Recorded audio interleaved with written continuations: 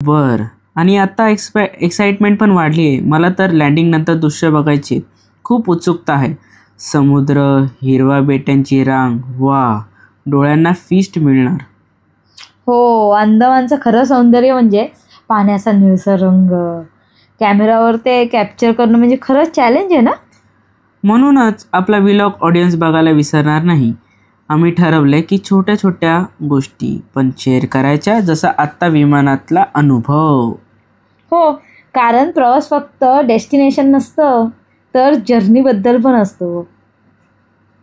Take off सुद्धा एक आठवणच होऊन राहणार आहे आपली. चला मग पुढच्या भागात आपण डायरेक्ट अंदमानमध्ये भेटू. आणि हो, सबस्क्राईब करायला विसरू नका. हो, खरंच खाली ढगांचा गालीचा पसरलेला दिसतोय जणू आपण एखाद्या स्वप्नात चाललोय असं वाटतंय ना. आणि सकाळच्या प्रकाशात आकाशाचा रंग बघ किती सोनेरी दिसतोय. हो ग. आणि हा अनुभव सांगायला शब्दात कमी पडतायत. पहिल्यांदाच आपण अंदमानमध्ये जातोय. आता सकाळचे 7 वाजलेस. जवळपास अजून थोड्या वेळात लँडिंग होईल. बरोबर. आणि ऑडियन्स, तुम्हाला पण सांगायचं आहे की असा प्रवास खूप आठवणी देतो. रात्रीचा टेक ऑफ, कॅबिनमधली शांतता आणि आता सकाळचा हा नजारा एकदम सिनेमॅटिक आहे. मला तर खिडकीतून समुद्र पाहायची खूप उत्सुकता आहे. लँडिंगच्या वेळी निळं पाणी, एक बेट दिसतील, तो मोमेंट कॅप्चर करायचा आहे. हो, आणि आपला ब्लॉग तिथून अजून मस्त सुरू होईल. पण ही जर्नी पार्ट शेअर करणं महत्त्वाचं आहे, कारण डेस्टिनेशन इतकंच ट्रॅव्हलमधलं प्रत्येक मिनिट ब्युटिफुल असतं. बरोबर. चला आपण थोडा अजून एन्जॉय करूया आणि मग पुढच्या व्लॉगमध्ये भेटू. मंडळी, शेवटी आपण अंदमानला पोहोचलो. आत्ताच विमान उतरलं आणि खरं सांगायचं तर खूप सुंदर एक्सपिरियन्स होता. रात्रीची फ्लाईट घेतली होती, पण सकाळी लँडिंग झाल्यामुळे एकदम वेगळा फील आला. हो, खरंच ना. खिडकीतून उतरताना दृश्य म्हणजे समुद्राचा निळसर रंग, भोवती पसरलेला बेट, एकदम पोस्टकार्ड सारखं वाटत होतं. माझ्या डोळ्यांवर विश्वासच बसत नव्हता. आणि ती भावना की आपण भारतात असून इतक्या वेगळ्या जगात आल्यासारखं वाटतंय, जणू परदेशात उतरलोय असं वाटतंय. आत्ता विमानतळावर उतरताना हवेतला खारट वारा जाणवला. बरोबर ग. मुंबई हवा वेगळी आणि इथली सकाळची हवा अगदी फ्रेश, थंडगार आणि सॉल्टी. समुद्र इतका जवळ आहे याची जाणीव लगेच होती. आता इमॅजिन करा मंडळी, पुढच्या काही दिवसात आपल्याला beaches, water sports, scuba diving, local culture सगळं एक्सप्लोअर करायचं आहे. खरंच हा प्रवास लाईफ टाईम मेमरी होणार आहे. हो. आणि ऑडियन्सला सांगायचं म्हणजे, जर तुम्ही कधी अंदमान येणार असाल तर सकाळची फ्लाईट किंवा रात्रीचा प्रवास करून सकाळची लँडिंग जरूर ट्राय करा. कारण त्या गोल्डन सनलाईटमध्ये बेट दिसतात, ती नजर कधीच विसरता येत नाही. बरोबर बोललास. आता आपण एअरपोर्टवरून बाहेर पडतो, नंतर हॉटेलकडे जातो आणि मग लोकल ब्रेकफास्ट ट्राय करणार आहोत. ते सगळं पुढच्या ब्लॉगमध्ये शेअर करायचं बरं का. तर मंडळी, हा होता आपला अंदमान लँडिंग एक्सपिरियन्स. जर आवडला असेल तर लाईक, शेअर आणि सबस्क्राईब करायला विसरू नका. आणि कमेंट्समध्ये नक्की सांगा की पुढे तुम्हाला काय बघायला आवडेल. चला मग, ॲडव्हेंचर फक्त सुरू झालं आहे. भेटूया पुढच्या भागात. कसा बर्फाचा गोळा आहे बघ. बर्फाचा गोळा आहे का? तो पाण्याचा गोळा आहे. कसं काय? अरे, हेच ढगवरती जाऊन नंतर मग ह्याच्यातनं तर पाऊस पडतो. कोण बोललं? आणि हे आपल्याला डोळ्याने बघायला मिळतंय. हो ना, शिकला नाही का? शिकलो तर आहे, पण तुझ्या इतकं नाही. बघ ना, बरं झालं मी स्लो मोशन व्हिडिओ काढला, नाहीतर हे अशक्य दृश्य मला कधीच दृश्य दिसलं नसतं. असं वाटत होतं की पाऊस पडणार आहे, पण नाही, पाऊस नाही पडला. अरे, ते ढग आहेत ना, ते हलके आहेत, अजून ते जड नाही झाले. ते बघ ना केवढे बाजूने जात, असं वाटतं आपण चालतोच आहे जगात. हो ना, जड झालेले ते ढग, पण काय पाणी नव्हतं त्याच्यात. नुसती कापूस पिंजून ठेवलाय जसा, असं वाटतंय मला तर. हो ना, छान ना, ती मस्त मस्त एकदम. मग तर आता लँडिंगचा व्हिडिओ आपण पाहूयाच आता एकदा. ॲक्च्युअली आहे ना, मला ह्या लँडिंगचा जो एक्सपिरियन्स असतो ना, तो जास्त आवडतो. कारण जेव्हा विमान असं खाली असं टच होतं ना, तेव्हा तो जो झटका लागतो ना, तो मला खूप अनुभव घ्यायला आवडतो. हो तुला काय ना. आवडतं? हो, पण त्या झटक्यामध्ये भीती पण वाटते की विमान उडतंय की खाली पडतंय. आणि सनसेट बघायला तर एवढं मस्त वाटतं. आपल्या मुंबईमध्ये एवढ्या बिल्डिंगमध्ये सनसेट बघायला तर मला कधी भेटतच नाही. मला भेटलाय, पण तो फक्त उपवनला. पण आता इथे दुसऱ्यांदा बघतोय. उपवनला पण काय, येऊरचा डोंगर नाही मध्ये, इथे बघ आपल्या सरळ सूर्य समुद्रात जातो. किती मस्त अनुभव आहे हा. सरळ तर दिसतोय, पण हा मला वाकडा बघायला लागतो. कारण मी खिडकीत बसलीये ना, तू असं बोलणार जलस, हा मी काय तुला देणार नसते ही सीट. लँडिंगचा तर व्हिडिओ हवाच होता. हो ना. आणि प्रवासातला प्रत्येक अनुभव लोकांपर्यंत पोचणं खूप गरजेचं असतं. कारण काय होतं, कधी कधी ना जे आपल्या डोळ्याला दिसतं आणि जे आपण अनुभवतो ना, ते व्हिडिओमध्ये दिसत नाही, पण एक मेमरी तर राहते. तुला काय वाटतं? मला पण असं वाटतं, पण हे विमान खाली जाताना मला खूप भीती वाटली आणि मी व्हिडिओ काढतच राहिलो. थँक्यू. हां, तू व्हिडिओ नसता काढला तर मी सनसेटमध्येच बुडून गेली होती. एक तर किती अच्छा. छान दिसतो सनसेट. पहिल्या सनसेटची गोष्टी केली, त्याचं काय? परत तुला माहितीये का सनसेटच्या वेळेला काय म्हणतात फोटोग्राफीमध्ये? सनसेट. नाही, गोल्डन आवर. म्हणजे अच्छा. आपण नाही का प्री वेडिंग शूट करायला गेलेलो, तर ते ना ह्या टायमाची वाटच बघत असतात. सनसेट जेव्हा होत असतो ना, त्याच्या आधीचा 1 तास आहे ना गोल्डन आवर असतं. त्यामध्ये जे फोटो काढतात ना, त्यामध्ये एकदम छान लाईट येते. तू बघितलेस ना बरं. आपली प्री वेडिंग शूट? पण मला हे एक पिक्चर शिवाय कमी नाही वाटत. बघ ना कसं हे वातावरण आहे. खरंच किती सुंदर आहे ना एकदम वातावरण. आपण बघितलं ना, माझ्या पायाला लागलेलं, तरी पण मी मेहनत घेत होतो. आणि हो, तुझं तर ॲप्रिशिएट बाबा. केवढं पायाला धरून आपण ते पूर्ण जेल बघायला गेलो. बघ ना, हे पायऱ्या तर खूप वर्षापूर्वीच्या पायऱ्या आहेत, माहितीये तुला? आणि त्यात माझा पाय. पण हे पायाला लागणं किंवा आपल्याला थोडी पण दुखापत होणं, आपल्याला केवढा त्रास होतो. आणि वीर सावरकरांना इकडे कोडे मारायचे.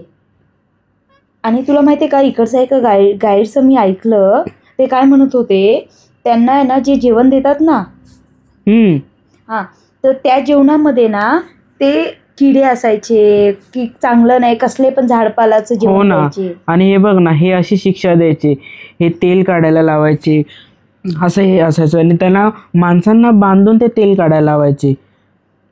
विचार कर, एक नारळ फोडणं, त्या नारळाचं नंतर तेल काढणं, आणि त्यांना टार्गेट पण द्यायचे की तेवढं तेल नाही काढलं तर परत शिक्षा. हो ना. आणि बघितलं ना तर हे जेल तर बघ केवढा अंधारलेला आहे.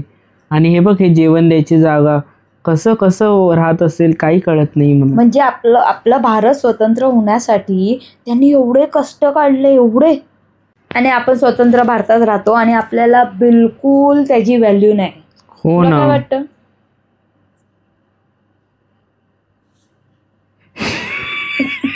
आजची ऐकणार.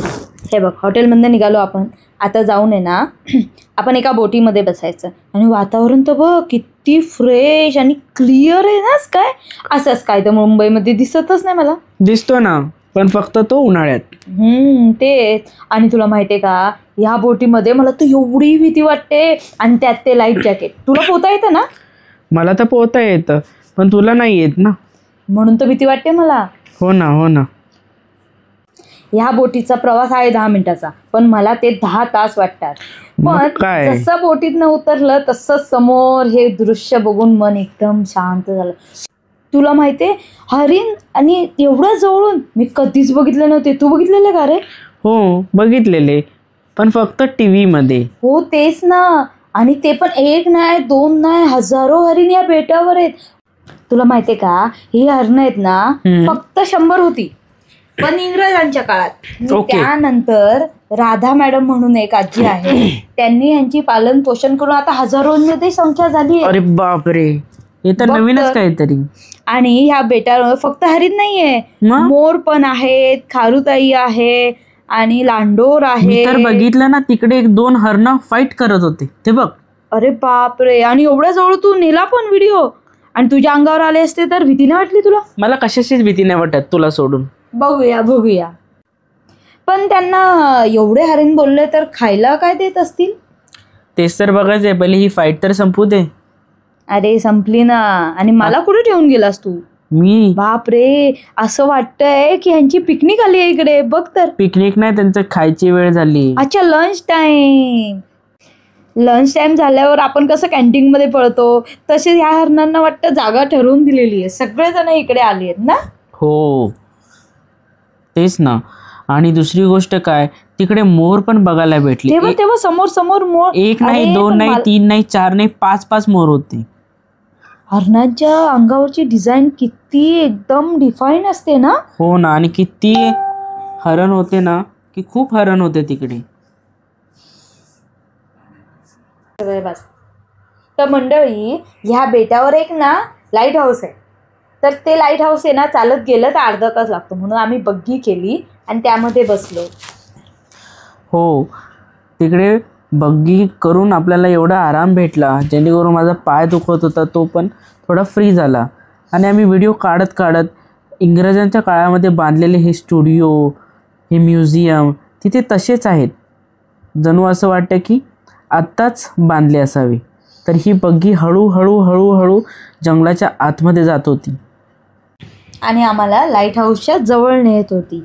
आणि जो आपला बग्गी ड्रायव्हर होता त्याला तर केवढी माहिती होती. तो प्रत्येक खांबाबद्दल, प्रत्येक झाडाबद्दल सगळी माहिती आपल्याला देत होता. हो ना. आपला माईकच तेव्हा नेमका बंद पडला, नाही तर आपण त्याच्या आवाजातच हा व्हिडिओ केला नसता का? तुला काय वाटतं? आणि त्याला पण मी व्हायरल केला असता.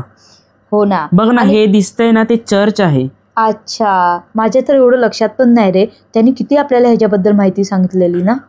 काश तेव्हाच मी ती माहिती लिहून घेतली असती. ॲटलिस्ट आत्ता तरी आपल्याला सगळ्यांना सांगता आली असती. पण ठीक आहे, ते लाईट हाऊस तर आपण दाखवूच या सगळ्यांना.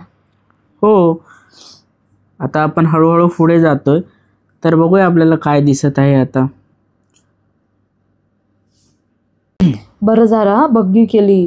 तुझा पाय तर दुखतच होता, पण माझे पण पाय दुखले असते. तुला माहिती आहे का हे काय? हे मला आठवलं.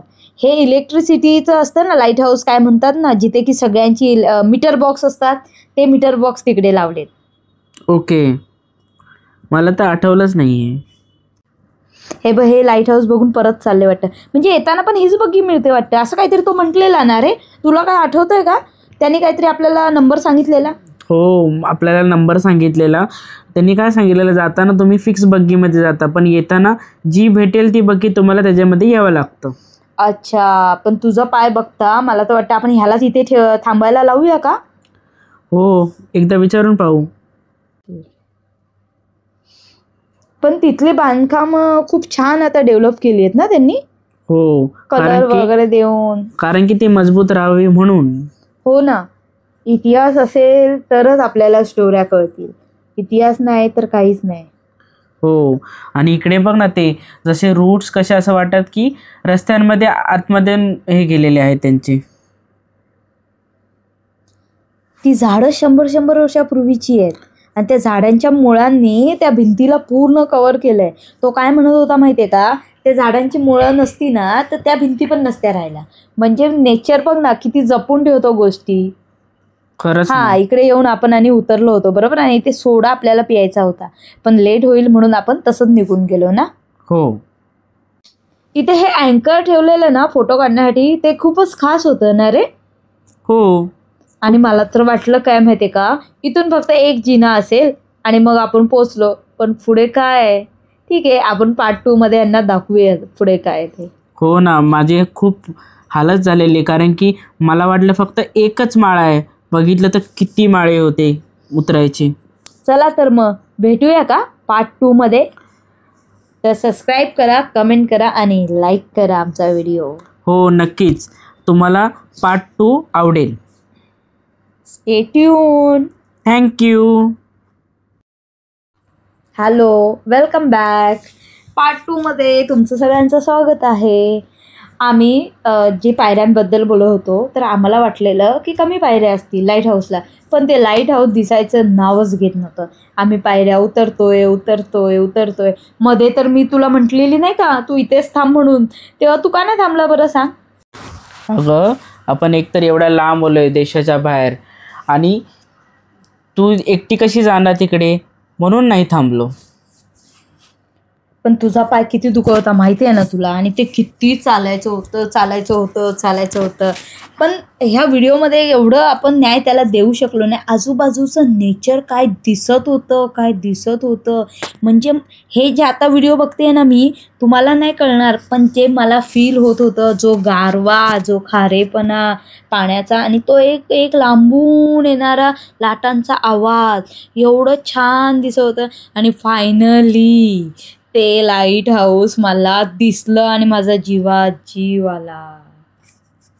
हो, आजूबाजूला झाडं अशी लावलेली जसे काय त्या लाईट हाऊसच्या बाजूबाजूनी खूप हिरवळ होती. आणि तसंच मला खारुताई दिसली. आणि हळूहळू आम्ही खाली उतरत गेलो, कारण की माझ्या पायाला खूप दुखत होतं.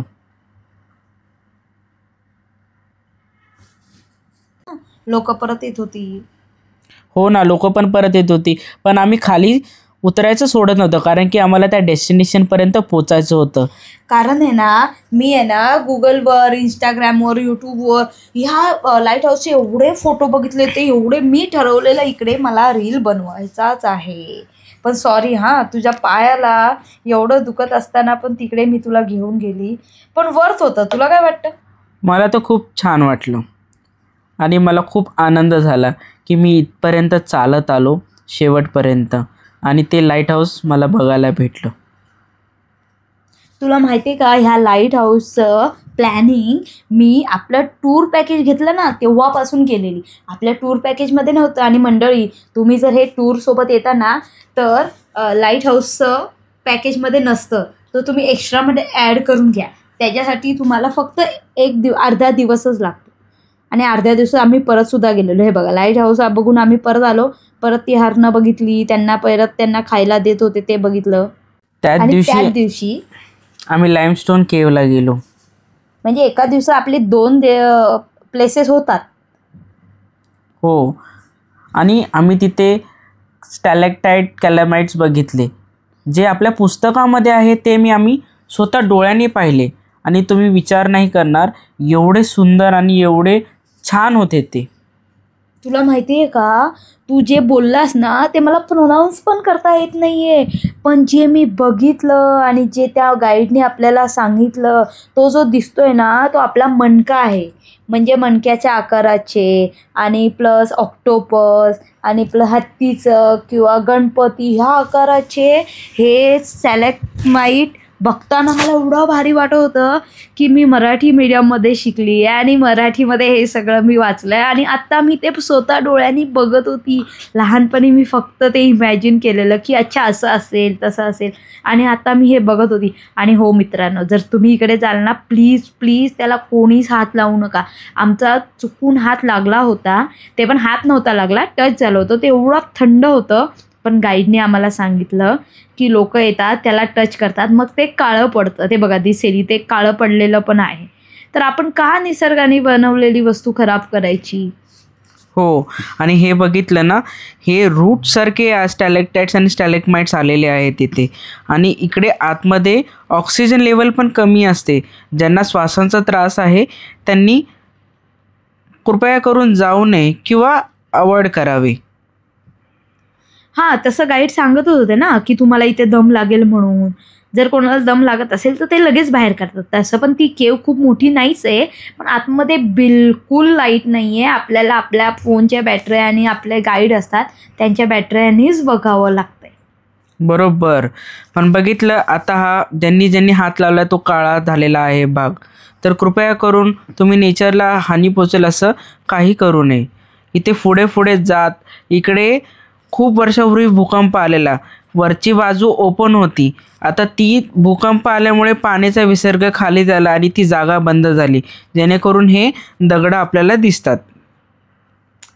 ते नसतं झालं ना बंद, तर आपल्याला ही गुफा अजून थोडी पुढे बघायला भेटली असती. तर तीच अर्धी बंद झाली, म्हणून जी समोर आहे तेवढीच आपल्याला दाखवतात.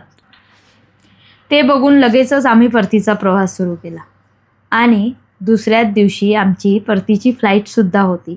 पण हा अनुभव काही संपतच नव्हता.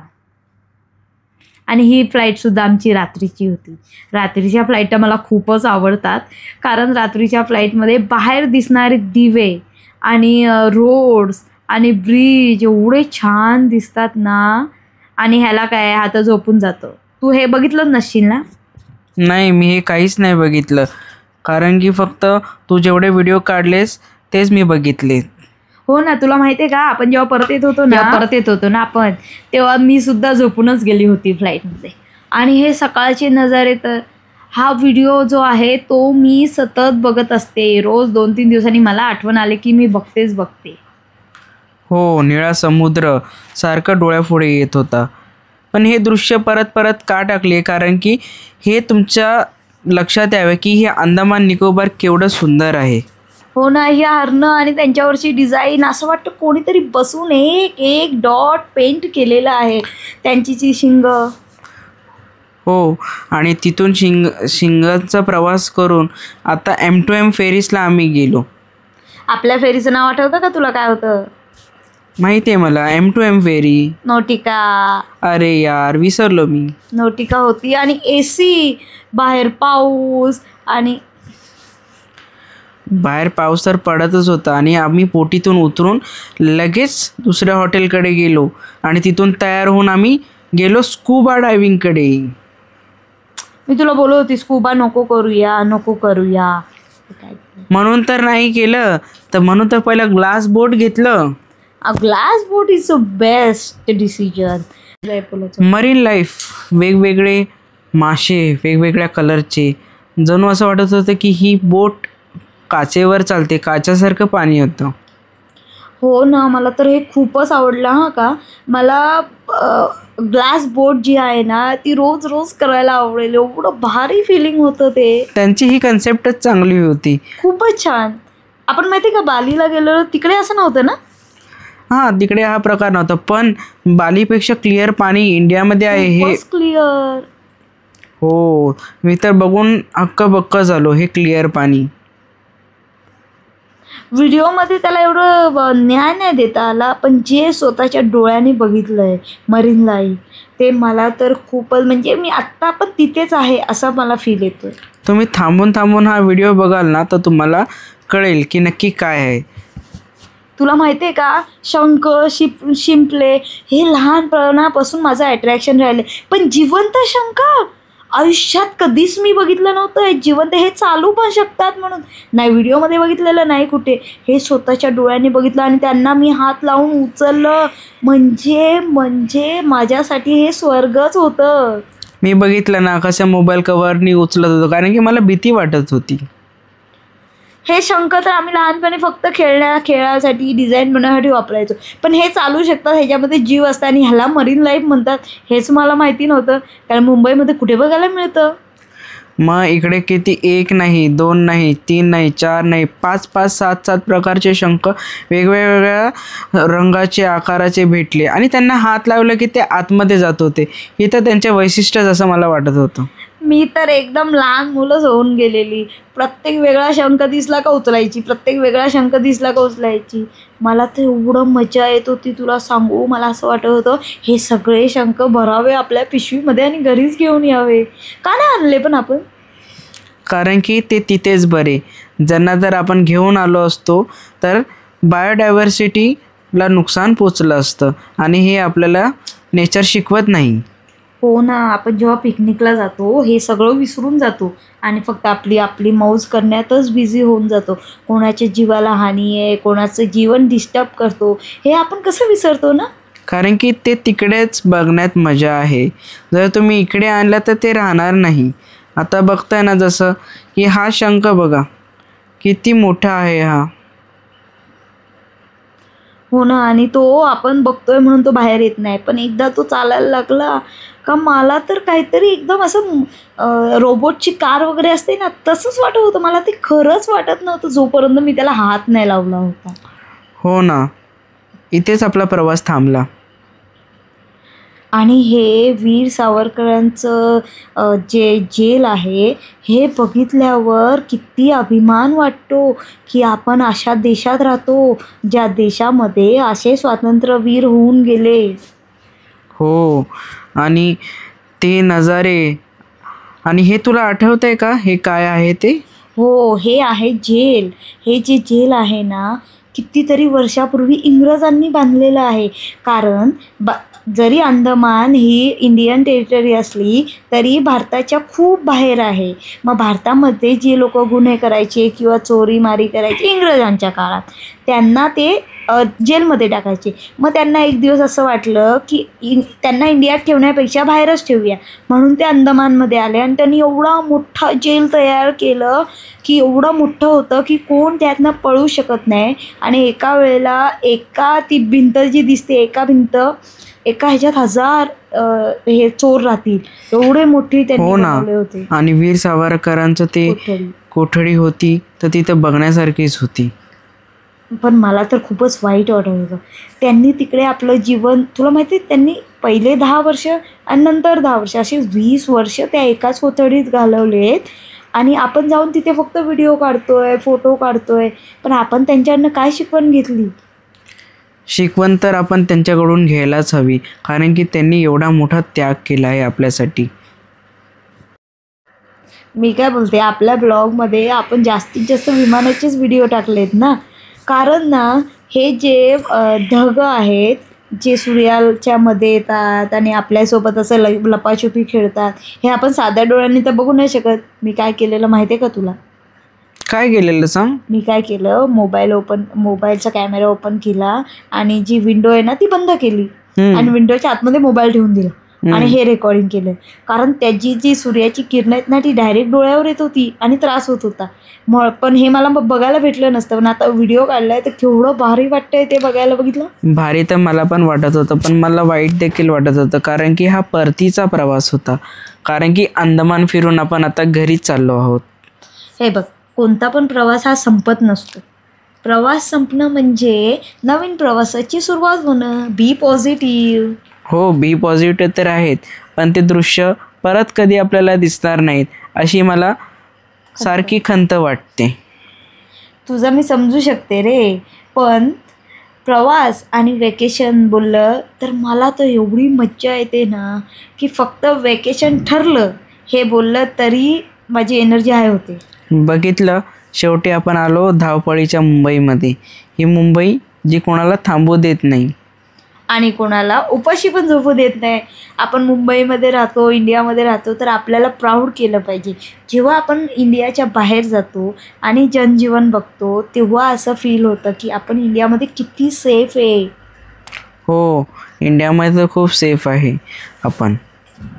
पण एक गोष्ट लक्षात येते की उतरताना आणि लँडिंग करताना जर तुमचा गिअर नीट नाही पडला आणि ब्रेक नाही लागला तर तुमची गाडी कुठेही अडू शकते. हो, म्हणून तर म्हणतात ना, ब्रेक असतो ना गाडीला ते बंधन नाही, तर ते गाडी सेफली चालवण्याचं कारण आहे. म्हणून ब्रेकला कधी बंधन समजू नका. दुसरं हो, बरोबर बोललीस तू.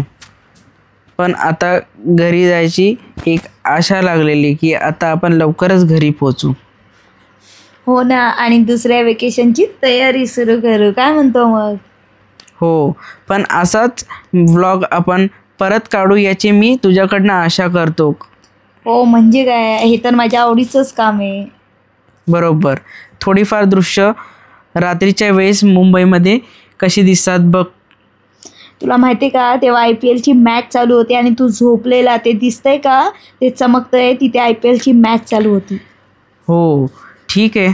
चला मंडळी, तर मग आता आपला व्लॉग संपायची वेळ झाली आहे, कारण की रात्र देखील झालेली आहे आणि आता आपण व्लॉग संपवतोय. Thank you so much.